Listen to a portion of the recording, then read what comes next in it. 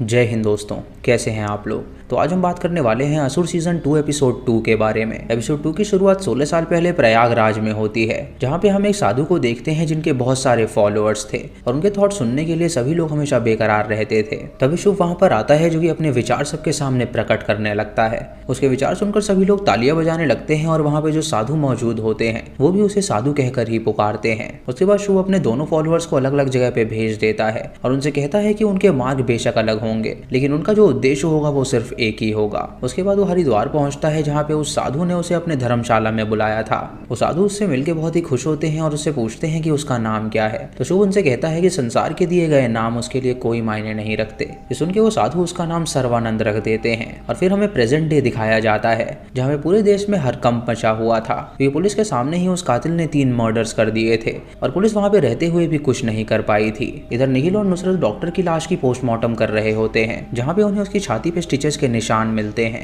जब वो उसे खोल के देखते हैं तो उसके अंदर से उन्हें एक पेस मेकर मिलता है, जिससे वो समझ जाते हैं कि वो हार्ट का पेशेंट था। लेकिन निखिल नुसरत से ये पूछता है कि पेस मेकर के रहने के बावजूद भी उसे हार्ट अटैक कैसे आ गया। इधर डीजे और नैना उस जगह पे पहुंचते हैं जहाँ पे स्वाति रह रही थी और वो गाड़ी में बैठ के उस पर नजर बनाए हुए थे। तभी स्वाति को शुभ का कॉल आता है और स्वाति उससे पूछती है कि आज इतने दिनों बाद उसने कॉल किया है और रिया के बाद उसे कोई भी काम नहीं मिला है, तो उसका अगला प्रोजेक्ट क्या होगा। शुभ उससे कहता है कि वो जहाँ पर है वहीं पे छुपी रहे और वो सीबीआई की बिल्कुल भी चिंता ना करे, क्योंकि सीबीआई के अंदर भी और सीबीआई के बाहर भी उनके आदमी मौजूद हैं। नैना और डीजे उसकी कॉल ट्रेस कर वो सारी रिकॉर्डिंग सुन रहे होते हैं, जिससे वो समझ जाते हैं कि उनके बीच भी कोई ऐसा बंदा मौजूद है जो कि उसके लिए काम कर रहा है। इधर ईशानी रसूल की टेस्टिमनी देख रही होती है और उस टेस्टिमनी में ऐसा लग रहा होता है कि वो नाटक कर रहा है, इसीलिए उसे लगता है कि पक्का वो असुर से मिला हुआ है। उसकी टेस्टिमनी देख के नैना क्षितिज को कॉल करती है और उसे कहती है कि वो रसूल का फोन टैप करे ताकि उसे सबूत मिल सके उसके खिलाफ। इधर स्वाति जो अपने घर में होती है तो डीजे और नैना वहां पर आ जाते हैं और उसे पीट के वो चेयर पे बांध देते हैं। डीजे उसे कुछ इंजेक्शन देता है जिससे उसे बहुत दर्द होने लगता है और स्वाति उससे कहती है कि वो उस बेकार की मेहनत कर रहा है, क्योंकि उसने शुभ को देखा ही नहीं है और वो सिर्फ कॉल पे ही उससे बातें करता है, जो कि उसे कई सारे प्रोजेक्ट देता है और वो प्रोजेक्ट करके वहां से निकल जाती है। उसे भी कहती है कि शुभ उसके लिए भगवान है और वो उसके लिए कुछ भी कर सकती है। डीजे सुन के उसे और भी ज्यादा टॉर्चर करने लगता है और वो नैना की तरफ देखकर कहती है कि रिया को उसने नहीं मारा है, बल्कि उसने रिया को मुक्ति दी है। जब उसने उसे वो खाना खिलाया था तो वो तड़प तड़प के मरने लगी थी, मानो कि एक छिपकली तड़प के मर रही हो। अपनी बेटी के बारे में ये सुन के नैना को बहुत ही गुस्सा आने लगता है और वो स्वाति का गला दबा के उसे नीचे गिरा देती है। डीजे उसको वापस से ऊपर उठाता है और तभी डीजे के नंबर पे एक अननोन नंबर से कॉल आता है। डीजे जब उसे पिक करता है तो उस तरफ शुभ होता है, जो कि उससे कहता है कि उसे पता था कि वो ज्यादा दिन तक कुरुक्षेत्र से दूर नहीं रह पाएगा। उसे भी कहता है कि वो जो भी करता है उसकी नजर उस पर रहती ही है और वो अपने हर काम में असफल रहा है। वो ना अपनी बीवी को बचा पाया और ना ही अपने दोस्त को और ना ही उस छोटी सी लड़की को। उन सबको मुक्ति प्राप्त हो गई और जो भी उसके आसपास रहेगा वो सब मारे जाएंगे। ये सुनकर डीजे को बहुत ही गुस्सा आता है और वो कैंची उठा के स्वाति के गले में घुसा देता है, जिससे स्वाति की वहीं पर मौत हो जाती है। वो शुभ से कहता है कि अब वो चुप नहीं बैठने वाला, वो जितने भी लोग मारेगा वो उसके लोग मारता रहेगा और ये उसका पहला एग्जाम्पल है। ये सुन के शुभ फोन काट देता है और उसके बाद डीजे और नैना स्वाति की लाश के ऊपर असुर का मुकुट लगा देते हैं ताकि पुलिस को लगे कि वो कत्ल किसी और ने नहीं बल्कि शुभ ने ही किया है। इधर हिमाचल प्रदेश के धर्मशाला में एक बंदा बेहोश हो जाता है और उसके मुंह से अचानक से झाग निकलने लगता है। ये देखकर वहां पे मौजूद सभी लोग बहुत ही ज्यादा डर जाते हैं और वो छोटे से लड़के को बुलाते हैं उनकी मदद करने के लिए। तभी वो छोटा लड़का वहां पर आता है जो कि एक ग्लास में पानी लेकर आया था। वो उस पानी को जब उस बंदे को पिलाता है तो अचानक उसे होश आ जाता है। ये देखकर सभी लोग उसका शुक्रिया अदा करते हैं और हम देख पाते हैं कि वो बंदा जीवन दान देने का काम कर रहा है। यहाँ हम बचपन में जान पाते हैं कि शुभ भी बचपन में इतना ही ज्ञानी था, लेकिन उसका काम था विनाश करने का और इस बच्चे का काम है लोगों को जीवन दान देने का। इधर निखिल को बाकी 2 लाशों से भी पेस मेकर मिलता है, जिससे वो समझ जाते हैं कि वो सभी हार्ट पेशेंट्स थे। वो सोचने लगता है कि आखिर ये तीनों की मौत कैसे हुई होगी। निखिल अपने हैकर के पास जाता है और उसे वो पेस मेकर दिखाता है और उससे कहता है कि क्या ये चीज हैक हो सकती है। तो वो जब पेस मेकर वो देखता है तो उसे पता चलता है कि उसे हैक किया जा सकता है, जिसके अंदर से कुछ रेडियो फ्रीक्वेंसी निकलती है और अगर उस रेडियो फ्रीक्वेंसी को कोई पकड़ ले तो एक बटन की मदद से इस पेस मेकर को बंद किया जा सकता है। उसकी बातें सुन के उन्हें क्लियर हो जाता है कि आखिर उन लोगों की मौत कैसे हुई होगी। उन तीनों के पेस मेकर को हैक करके शुभ ने उनकी फ्रीक्वेंसी बहुत ज्यादा बढ़ा दी, जिसकी वजह से उन्हें हार्ट अटैक आया और उनकी मौत हो गई। तभी उनका हैकर उन्हें बताता है कि ये घर बैठे उसने नहीं किया होगा, जरूर उसने 3 लोगों को आसपास भेजा होगा ये करने के लिए, क्योंकि इसकी रेंज सिर्फ 20 फीट के अंदर ही होती है। इस उनकी शानी उससे कहती है कि वो उस तीनों जगह की सीसीटीवी फुटेज निकाले और उन्हें पता चल जाएगा कि ये तीनों काम किसने किए हैं। इधर नैना डीजे से कहती है कि अब वो अकेले ही उस रास्ते पे जाएगी जो उसने स्टार्ट किया है। तो डीजे उससे कहता है कि वो अकेले ये सारे काम नहीं कर सकती, उसे उसकी जरूरत पड़ेगी ही। वो नैना को समझाने की कोशिश करता है, लेकिन लेकिन नैना का यही कहना था कि वो अकेले ही वो काम करेगी और वो उसकी चिंता ना करे, वो बिल्कुल ठीक रहेगी। उसके बाद दोनों अपने अंडरग्राउंड ऑफिस में जाते हैं और उनके मन में बहुत ही ठोस सवाल थे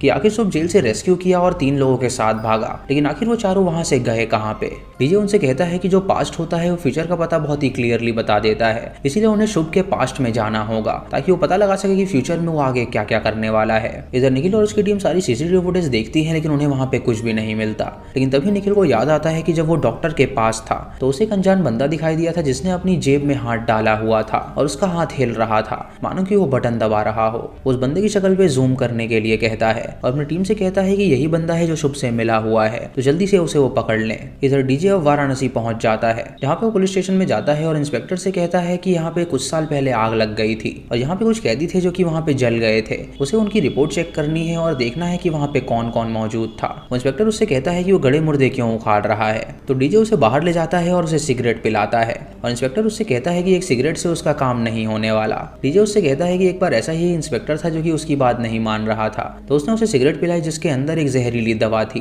जिसकी वजह से वो इंस्पेक्टर मारा गया। ये सुन के वो इंस्पेक्टर डर जाता है और सिगरेट तुरंत फेंक देता है और उसे कहता है कि वो अभी उसे वो फाइल निकाल कर दे रहा है। डीजे उस फाइल को लेकर चला जाता है और उसके बारे में रिसर्च करने लगता है। इधर निखिल, नुसरत और चीफ को जब स्वाति की मौत की खबर मिलती है तो वो उसकी फोटोज को चेक करने लगते हैं। निखिल उनसे कहता है कि ये शुभ का काम है ही नहीं, क्योंकि यहाँ पे बिल्कुल भी मेस क्रिएट नहीं हुआ है और हर चीज अपनी जगह पे एकदम सही सलामत है। शुभ जब लोगों को मारता है तो उसका अलग ही पैटर्न होता है और इस कत्ल में कोई भी पैटर्न उसे नजर ही नहीं आ रहा, यानी कि ये कत्ल जरूर किसी और नहीं किया है। रात को निखिल नैना के घर जाता है उससे मिलने के लिए, तो नैना उससे पूछती है कि आखिर वो यहाँ पर क्यों आया है। निखिल उसे बताता है कि स्वाति की मौत हो गई है, तो नैना उससे कहती है कि उसे अपने कर्मों का फल मिला है, क्योंकि उसने उससे पहले भी कहा था कि वो कर्मा में बिलीव रखती है। निखिल उससे कहता है कि वो भी अपनी बेटी को बहुत ज्यादा याद करता है, तो नैना उससे कहती है कि उसने खुद ही अपनी बेटी को सैक्रिफाइस किया है और उसकी मौत का जिम्मेदार वो खुद है। ये सुन के उसे बहुत बुरा लगता है और ऑफिस जाके वो अपनी दवाइयां खाने लगता है। तभी उसकी साइकाइट्रिस्ट उसके पास आती है और उसे कहती है कि कई दिनों से वो अपने सेशंस क्यों नहीं ले रहा। निखिल उससे कहता है कि वो इस केस पे दोबारा से काम करने लगा है और अगली डेट को वो जरूर थेरेपी लेने के लिए आएगा। ये सुन के उसकी साइकाइट्रिस्ट उससे कहती है कि वो उसे इस केस से निकाल देगी, क्योंकि उसकी हालत देख के ऐसा लगता है कि उसका घर बैठना ज्यादा जरूरी है। ये सुन के निखिल उससे कहता है कि वो ऐसा बिल्कुल ना करे, क्योंकि ये केस उसके लिए बहुत इंपॉर्टेंट है और वो कातिल तक पहुंच कर ही रहेगा। इधर डीजे जब उन फाइल्स को चेक करता है तो वो नैना को कॉल करके बताता है कि जिस दिन जेल में आग लगी थी उस दिन 4 लोग भागे थे, जिनमें से एक था शुभ और उसके साथ 3 लोग और थे,